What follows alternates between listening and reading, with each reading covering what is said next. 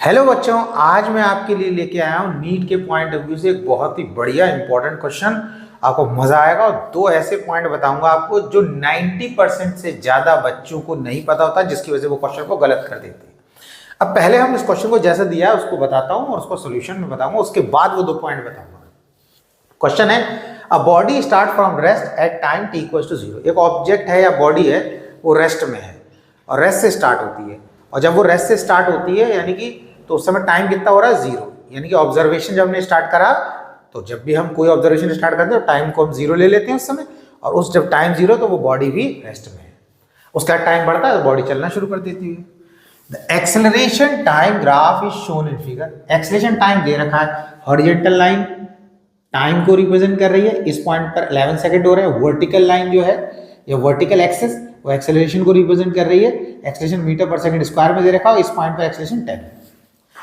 Question में क्या पूछा है, the maximum velocity attend by the body will be. इस ग्राफ की हेल्प से आपको यह बताना है ऑब्जेक्ट की मैक्सिमम वेलोसिटी कितनी होगी। यह क्वेश्चन आईआईटी 2004 में आ चुका है। चार ऑप्शन है, 110 मीटर पर सेकंड, 55 मीटर पर सेकंड, 650 मीटर पर सेकंड एंड 550 मीटर पर सेकंड। वीडियो करो पॉज और फिर इसका बताओ आंसर। मैं बताऊंगा पहले सॉल्यूशन, उसके बाद इसका, और फिर वो दो पॉइंट बताऊंगा जो मैंने कहा था कि बहुत इंपॉर्टेंट, जिसकी वजह से क्वेश्चन गलत हो जाता है, बच्चे गलत कर देते हैं। अगर आपने बताया है ऑप्शन बी तो आपका आंसर बिल्कुल करेक्ट है। Option B is the correct answer. अब कैसे निकालना है, हमसे क्या पूछा है, मैक्सिमम वेलोसिटी। तो आप समझ लो V max equals to acceleration time के ग्राफ का जो एरिया होता है उससे हम मैक्सिमम वेलोसिटी निकाल लेंगे। अब समझना बात को, मैंने लिख दिया वी मैक्स, और ये जो एक्सेलरेशन टाइम ग्राफ बना हुआ है, ये राइट एंगल ट्राइंगल बना है, इसका मुझे एरिया निकालना है। तो आपको पता है राइट एंगल ट्राइंगल का एरिया क्या होता है, हाफ बेस। तो यहां से लेकर इसको ओ पॉइंट ले रहा हूं, ओ से लेकर इस पॉइंट को कोई पॉइंट ले रहा हूं, मान लो इसको ए ले लिया, इसको मैंने बी पॉइंट ले लिया, तो ओ से लेकर ए तक का डिस्टेंस जो है वो बेस हो गया, वो हो गया 11, और ओ से लेकर बी तक का डिस्टेंस जो हाफ बेस इंटू हाइट होता है, तो हाइट के प्लेस में मैंने लिख दिया 10, और ये हो गया 2 5 10, और ये आ गया हमारा 55, 5 इंटू 11 मीटर पर सेकेंड। आंसर तो आ गया हमारा, ये मैक्सिमम वेलोसिटी इतनी होती है। अब पहला पॉइंट समझने, मैंने कहा था जो दो पॉइंट, पहला पॉइंट ये आता है, क्या एक्सेलरेशन टाइम ग्राफ की हेल्प से हम मैक्सिमम वेलोसिटी निकालते हैं, क्योंकि ये रीजनिंग में क्वेश्चन पूछा जा सकता है।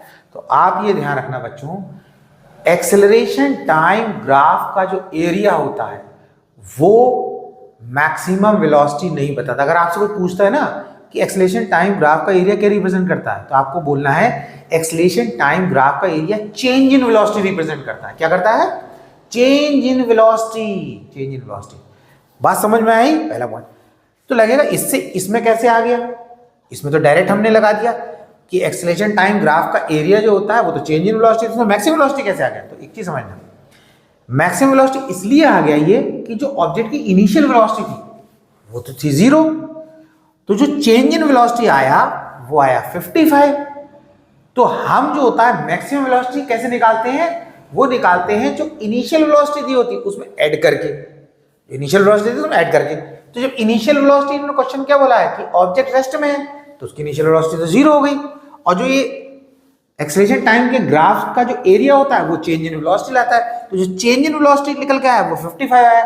55 को 0 में ऐड करोगे तो वो 55 ही रहेगा, तो 55 मैक्सिमम वेलोसिटी होगी। अब सपोज कर लो, एक एग्जांपल ले लो कि अगर ऑब्जेक्ट की इनिशियल वेलोसिटी 20 मीटर पर सेकंड होती, यही क्वेश्चन होता, और वो कहते इनिशियल वेलोसिटी जो है उसकी वो 20 मीटर पर सेकंड है। अब मैक्सिमम वेलोसिटी निकालो, सब कुछ यही ग्राफ, यही सब कुछ यही। तो हम क्या करते, हम ऐसे ही, ये हम यहाँ वी मैक्स नहीं लिखते, हम लिखते कि जो एक्सेलरेशन टाइम ग्राफ का जो एरिया है वो क्या क्या रिप्रेजेंट करता है, चेंज इन वेलोसिटी। तो हम इसका एरिया निकाल लेते, फॉर्मूला यही रहता सब कुछ, हाफ बेस इनटू हाइट। जब हम इसका एरिया निकालते तो एरिया, तो जब ये ग्राफ है तो आंसर तो 55 ही आना था, 55 आ गया।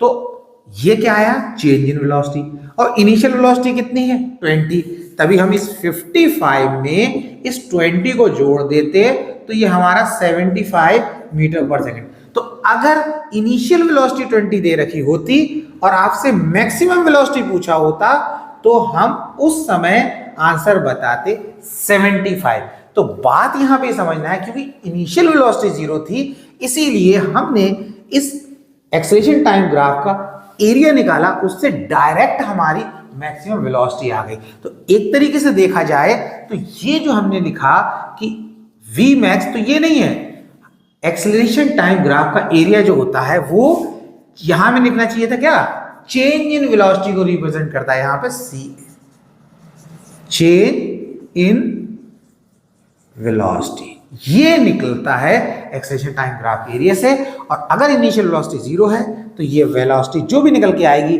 वो मैक्सिमम हो जाएगी, और अगर इनिशियल वेलोसिटी 0 नहीं है तो उसको इसमें जो चेंज इन वेलोसिटी निकालोगे, जो इस एक्सेलरेशन टाइम ग्राफ का एरिया निकालोगे, उसमें आपको ऐड कर देना है, तब आपकी मैक्सिमम वेलोसिटी आ जाएगी। बात समझ में आ गई? तो ये ऐसी पॉइंट है जिससे बच्चे बहुत गलती करते हैं। अच्छा, अब मैं बता दूसरा पॉइंट, एक्सेलरेशन का फॉर्मूला होता है change in velocity upon change in time. तो change in velocity equals to acceleration into change in time.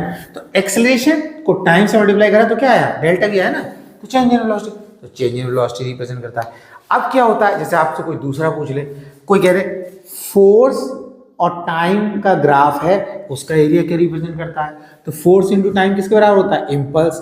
तो फोर्स और टाइम का जो ग्राफ होगा उसका एरिया किसको रिप्रेजेंट करेगा, इम्पल्स को, क्योंकि हमने फोर्स को टाइम से मल्टीप्लाई करा तो इम्पल्स आया रहा है। ऐसी कोई कह दे कि प्रेशर है और उसको वॉल्यूम से मल्टीप्लाई कर दिया तो क्या आएगा, तो हमें पता है प्रेशर इंटू वॉल्यूम क्या होता है, वर्क डन होता है। तो प्रेशर और वॉल्यूम का ग्राफ है और उसका एरिया पूछ रहे हैं, वो किसको रिप्रेजेंट करेगा, तो वर्क डन करेगा। तो सिंपल से तरीके से समझना है, जिन दो फिजिकल क्वांटिटी का ग्राफ दे रखा होगा आपको उन दोनों को मल्टीप्लाई कर देना है, उनको मल्टीप्लाई करके जो भी आएगा उस ग्राफ का एरिया उसी चीज को रिप्रेजेंट करेगा। प्रेशर वॉल्यूम का ग्राफ है, उसका एरिया क्या रिप्रेजेंट करता है पूछा जा रहा है, इन दोनों को मल्टीप्लाई करा, वर्क डन आ गया, वर्क डन रिप्रेजेंट करेगा। फोर्स इंटू टाइम का ग्राफ, फोर्स और टाइम का ग्राफ दे रखा है, इन दोनों को मल्टीप्लाई कर दो, क्या आएगा, इम्पल्स आएगा, तो फोर्स और टाइम के ग्राफ का एरिया जो है वो इम्पल्स को रिप्रेजेंट करेगा। ऐसे ही कोई भी ग्राफ अगर आपको पूछते हैं इस ग्राफ का एरिया किसको रिप्रेजेंट करेगा, तो वो जो दो क्वांटिटी दे रखी है जिनके बीच में वो ग्राफ बना होगा उनको मल्टीप्लाई करो, वो जिसके बराबर होंगे वो उसका एरिया उसी फिजिकल क्वांटिटी को रिप्रेजेंट करेगा। तो मैंने दो आपको इंपॉर्टेंट पॉइंट बताया, आप बच्चों को याद रखना, ये बहुत इंपॉर्टेंट है, ये बिल्कुल भूलने की जरूरत नहीं है, ये आपकी बहुत ज़्यादा हेल्प करेंगे। तो ऐसे ही किसी मजेदार क्वेश्चन के साथ नेक्स्ट वीडियो में मिलेंगे। आप कोशिश करते रहो, आप जरूर सक्सेसफुल होंगे।